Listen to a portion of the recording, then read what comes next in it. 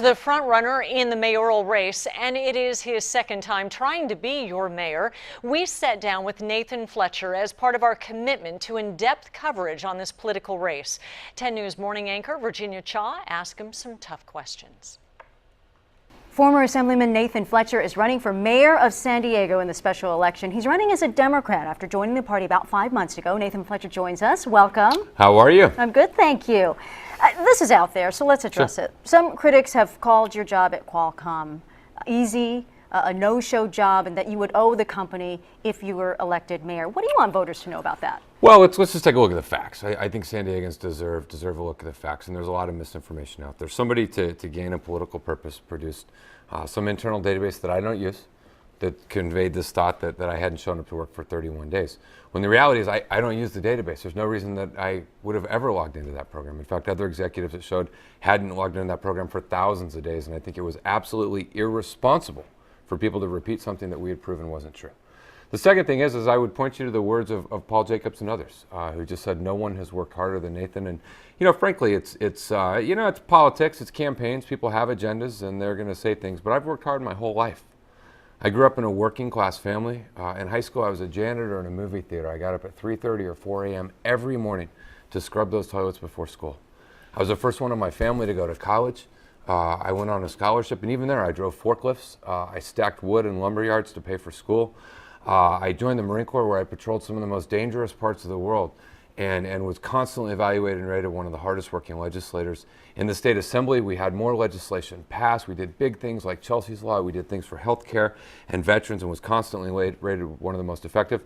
And at Qualcomm, I've worked tirelessly to advance their interest, to represent the company, to really do a lot of good things. And so there's a lot of fair things to attack me on and criticize me on. That one's not one of them. You have said the city of San Diego lacks an economic development strategy. What specifically are you proposing? Well, what we've laid out is an actual plan to not only get people back to work, but get them back to work in good jobs.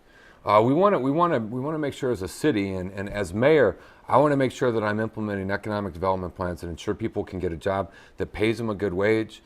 They can afford to buy a home. They can put their kids in college. They can retire with some dignity. And so what I've said is we're going to focus on embracing being the world's most innovative city, embracing the innovative economies. Those are good paying jobs, they're the jobs of the future. But in order to make sure we have a balanced economy, we've seen a real erosion of the middle class. I want to watch a manufacturing center along the border, along Otsai, because a lot of manufacturing, 500,000 manufacturing jobs have come back to America. I want San Diego to be the place that they come. And then we want to take those products that we manufacture and we want to export them. We want to sell them to the rest of the world. So 2/3 of our economic plan really is focused on those middle class, working class jobs that'll give people the opportunity to get a great education and work their way into the innovative economy. Okay, so I want to ask you a little bit about your affiliation politically. Okay, Sure. So some have said that you moved from being a Republican to an independent to a Democrat for political expediency. Sure. Can you address that? Well, first, just again, in factual interest, I don't think anyone knew what was going to happen with Bob Fuller was going to happen. And I joined the Democratic Party early this year with no plans or no intentions to run for anything. I don't think anyone could have predicted what would happen. The second thing is I think a lot of folks out there understand the political parties change. The Republican Party has become increasingly strident, increasingly dominated by the Tea Party.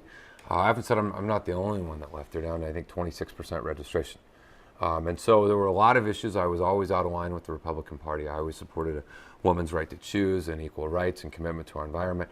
But as the party was changing, I was changing as well. And when you look at life, you have to be willing to acknowledge when you have a new experience, when you talk to someone new, when you gain a perspective you haven't had. I went to war. I watched my buddies not get the care and treatment that they deserve when they came back. That changes how you view things. I became a father for the first time. My oldest boy started San Diego Public Schools. That changes how you think about funding for public education. And I've watched the erosion of the middle class and the working class that gave me so many opportunities. And I think, as parties change and people change, so we should just be honest with that and do the best you can. But what doesn't change, and this is most relevant to being mayor, is that willingness to work with anyone, regardless of party, to find a solution. I'm comfortable as a Democrat. It's where I belong. But I'll work with anyone, whether you're a Republican or a Democrat or an independent. If you've got an idea to make our city better, you're welcome, because that's what we need.